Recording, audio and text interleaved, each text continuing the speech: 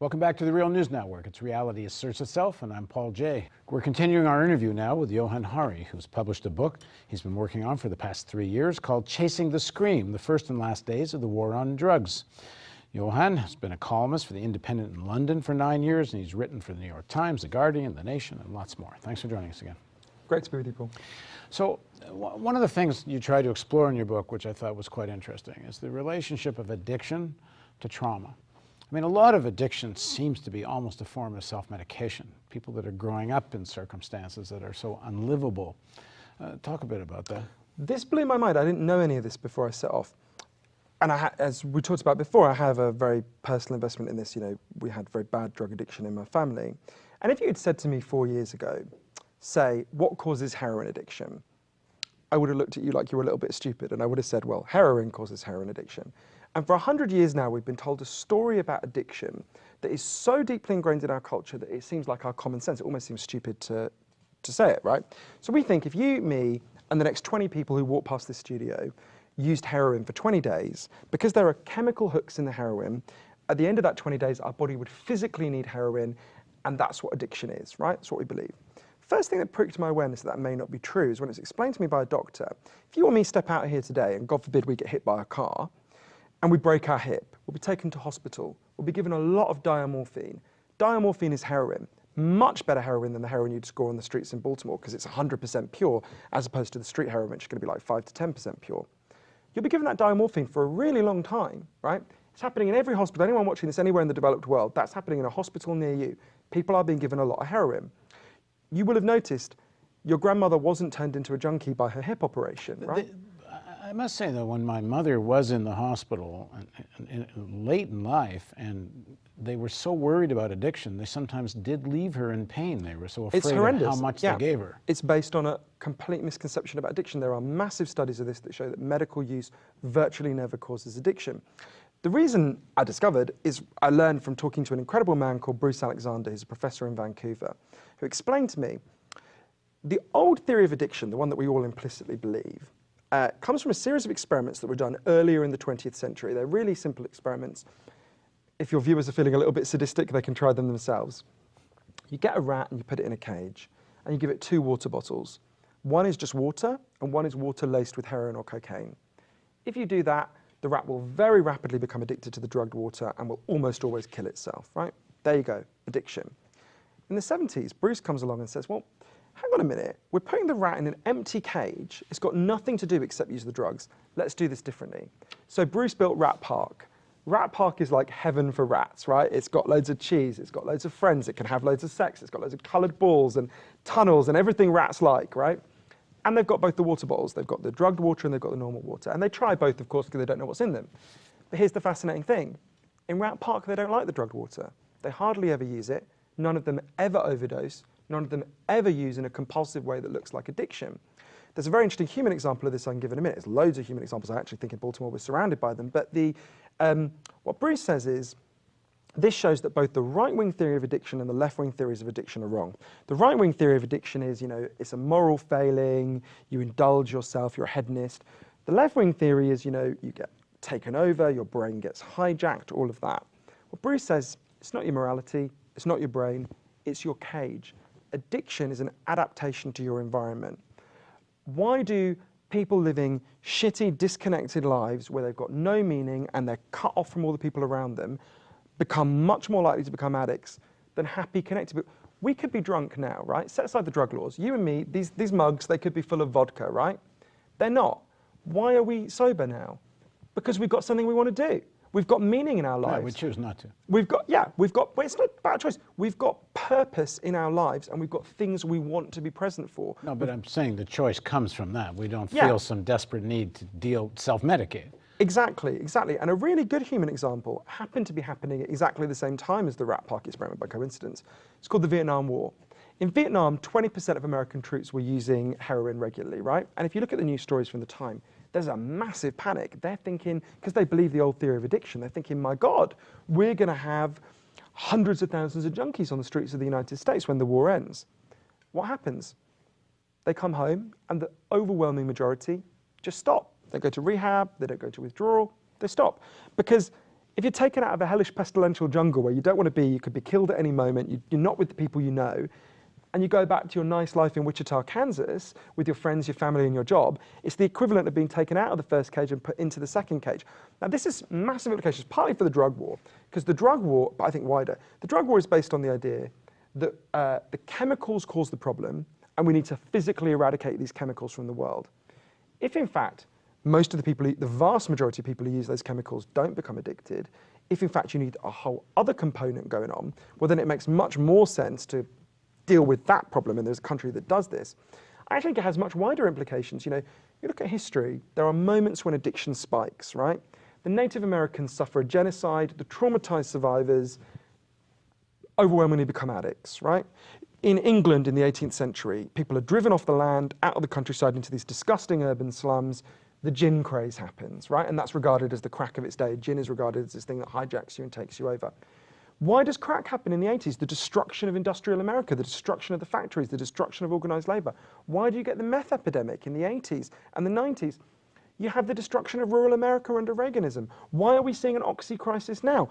What's happened since 2008 that might be causing a lot of distress, panic, and pain? You know, so there is an underlying continuity where you see a spike in distress, and we've created a society where a significant number of our fellow citizens, including some people I love, can't bear to be present in their lives. If we want them to be present in their lives, we have to make reality a lot better. And we have to think about the fact that a hyper-individualistic, hyper-capitalist, consumer-based society leaves a lot of people feeling that life just ain't worth being present in. I wish we had more time. So we're gonna, because there's, I'm gonna plug the book. I don't always flog the book, but here I'm flogging the book. It's really worth going into. We have a few more minutes. Sure. So where are some places they are trying to make reality a little more livable, particularly with more rational drug laws, and is it working? It blew my mind to this. If I'm completely honest, I put off going to the places where the solutions are being tried, because I thought, if it doesn't work there, if I go there and it doesn't work, this will be the most depressing book ever written. But actually, I was totally blown away by what I discovered. In the year 2000, Portugal had one of the worst drug problems in Europe. 1% of the population was addicted to heroin. They had a worse drug problem than Baltimore. And every year, they tried the American way. They cracked down harder, they punished people more, and every year the problem got worse. And one day, the Prime Minister and the leader of the opposition got together and they said, look, let's just set up a panel of scientists and doctors to figure out what the hell will actually deal with this. And let's agree in advance that we'll abide by whatever they recommend. So they just took it out of politics because the crisis was so bad. The panel comes back and says, decriminalize everything, from cannabis to crack. But, and this is the crucial second point, take all the money we currently spend on arresting drug users, trying drug users, imprisoning drug users, take all that money and spend it on incredibly good drug treatment. And that's not what we generally think of when we think of drug treatment in America and Britain. Part of it is residential rehab and psychological support, which is great, and they do that. But actually the biggest part of it was learning the lesson of Rat Park. It was reconnecting addicts with the society. So, and the biggest part of it was just subsidized jobs. Say you were a smack addict, right? Your life fell apart, you used to be a mechanic. Once you're ready, they'll go to a garage and they'll say, if you employ this guy for a year, we will pay half of his wages. So just the goal was to make sure that every addict in Portugal had something to get out of bed for in the morning, had purpose and meaning in life. And the results are in. It's been nearly 15 years, 14 years now. Injecting drug use is down by 50%, 50%. Every study shows addiction is massively down, overdose is massively down, HIV transmission is massively down among addicts.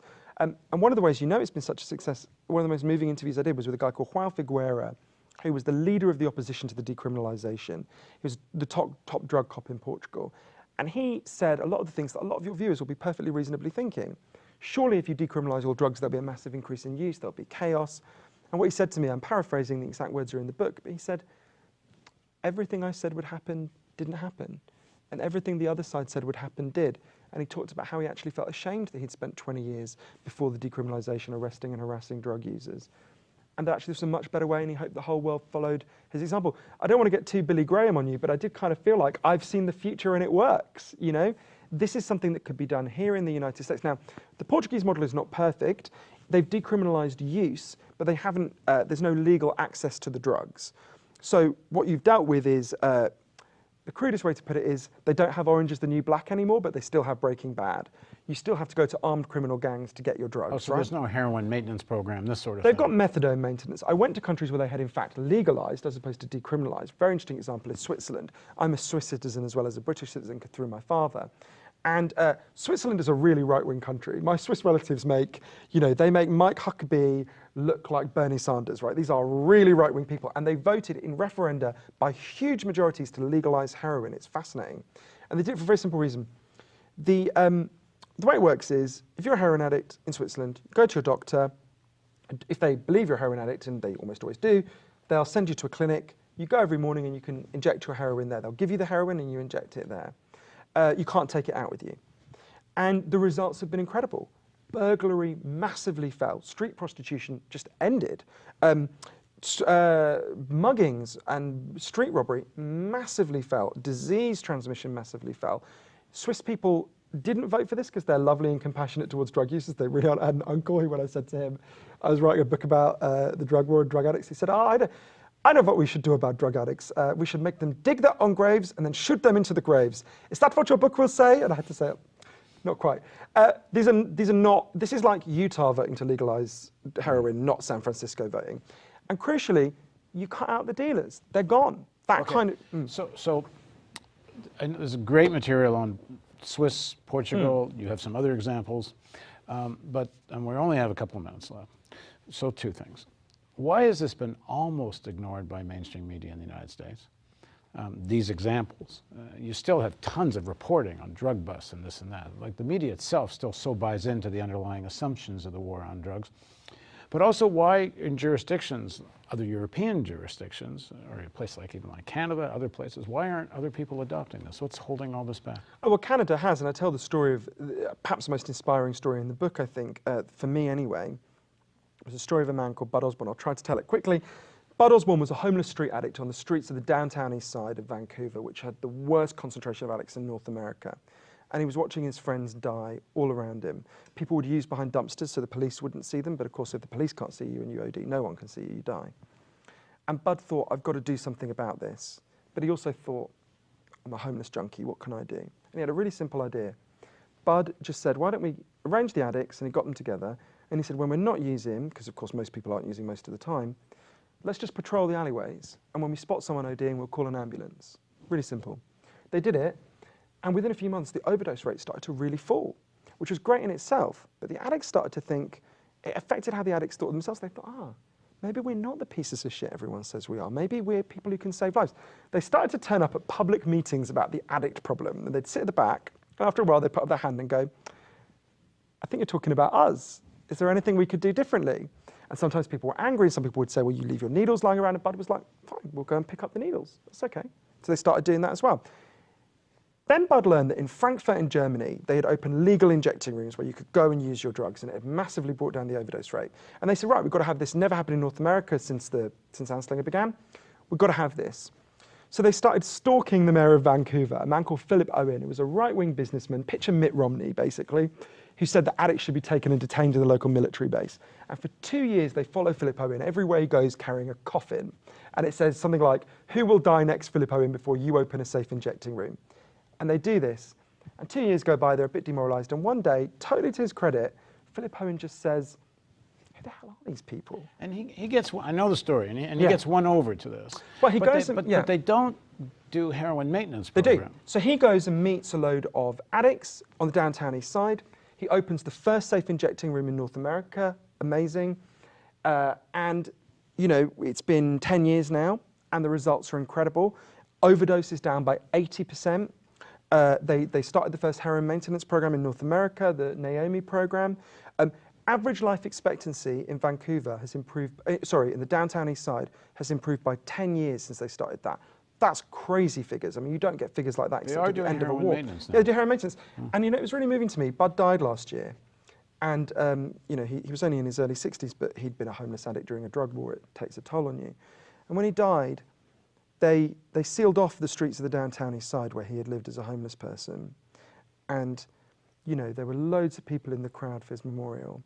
And a lot of them knew that they were alive because of what he'd begun. And what I would say to any of your viewers who are watching this, and you think, you know, this is such a big issue. There's nothing we can do. You know, we all feel powerless sometimes. I want to say to people, you are so much more powerful than you know.